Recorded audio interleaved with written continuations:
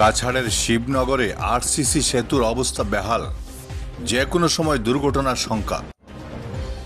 Gammon সেতুর bridge দিয়ে মালবাহী লরি চলাচল শুরু হয়েছে সবেমাত্র। ভাঙ্গারপাড়ের বেইলি সেতু 2-1 দিনের মধ্যে চালু হওয়ার সম্ভাবনা রয়েছে। এমন অবস্থায় আরেকটি দুঃসংবাদ পাওয়া গেছে কাটিগড়ার 6 নম্বর জাতীয় সড়কের শিবনগর এলাকা থেকে। শিবনগরের জাতীয় সড়কের উপরে একটি আরসিসি সেতুর নিচের 3টি পিলারের মাটি পাথর সরে গিয়ে বিরাট খাদের সৃষ্টি হয়েছে। মূলত মাত্র একটি পিলারের উপর শূন্যে ভেসে রয়েছে প্রায় 40 মিটার দৈর্ঘ্য আরসিসি সেতুটি। আর এই ভয়াবহ অবস্থার মধ্য দিয়ে গত 3-4 বছর ধরে সেতু দিয়ে চলছে ভারী যানবাহন। সেতুটির এক পাশ ইতিমধ্যে নিচে নেমে গেছে। এছাড়াও সেতু ও জাতীয় সড়কের জয়েন্ট একটি ফাটলও দেখা দিয়েছে ইতিমধ্যে। সেতুর পাশের বসতবাড়িগুলো ভাঙ্গনের ফলে তলিয়ে যাচ্ছে। কর্তৃপক্ষ শীঘ্রই এ ব্যাপারে নজর না দিলে যে কোনো সময় ফের বন্ধ হতে পারে বরাক উপত্যকার লাইফলাইন হিসেবে পরিচিত 6 নম্বর জাতীয় সড়ক। Bureau report, Barak vision. এখন আমরা কথা বলছি মহাদেবপুর জিপির 1 নম্বর ওয়ার্ডের সদস্য তথা এই এলাকারই বাসিন্দা রুবেল বৈষ্ণবের সঙ্গে। রুবেল বৈষ্ণব, আপনি বলুন, এই যে সেতুটার এই অবস্থা কবে থেকে হয়েছে এবং আগামীতে এই সেতু মেরামত করা না হলে কি হতে পারে? রুবেল বাবু, বিগত প্রায় 2-4-5 বছর আগে থেকেই এই ব্রিজটার কন্ডিশন খুবই খারাপ।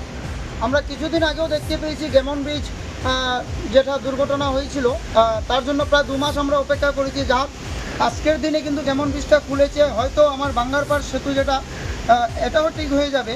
কিন্তু আমি আমার ওই এলাকার আমার সঙ্গে আরও কিছু এলাকার বিশিষ্ট ব্যক্তিরা রয়েছেন, ওই ব্রিজের উপরে এখন পর্যন্ত কারো দৃষ্টি আকর্ষণ করেনি।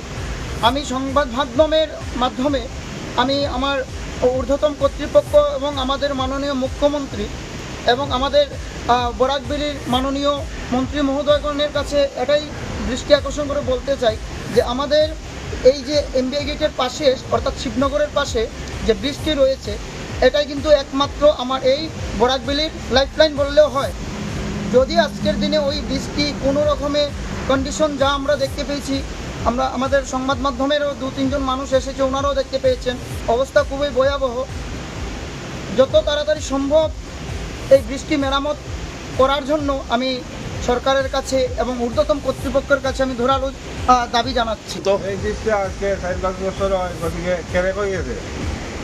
এই ব্রিজটা বেটার বাড়ি যাইবার রাস্তা, বড় যাইতো রাস্তা বন্ধ হয়ে গেছে, যা ডর হয়ে গেছে। ব্রিজে এমন অবস্থা করছে, পুরা ডর বনে গেছে, মানে বড় যাইবার রাস্তা নাই তার। আমার নাম শ্রী দ্বিজেন্দ্রনাথ। আমি ওই ঘরের দিকে যাওয়ার রাস্তা একদম ভাঙ্গিয়া নিয়ে গেছে। বর্ষার সময় বৃষ্টির লগে লগে ভাঙ্গে বৃষ্টির লগে লগে ভাঙ্গে, ঘরে যাইতে পারে না, এইরকম অবস্থা। একদম ব্রিজের নিচ পুরা মাটি নিয়ে গেছে জলে, একদম ডর হয়ে গেছে।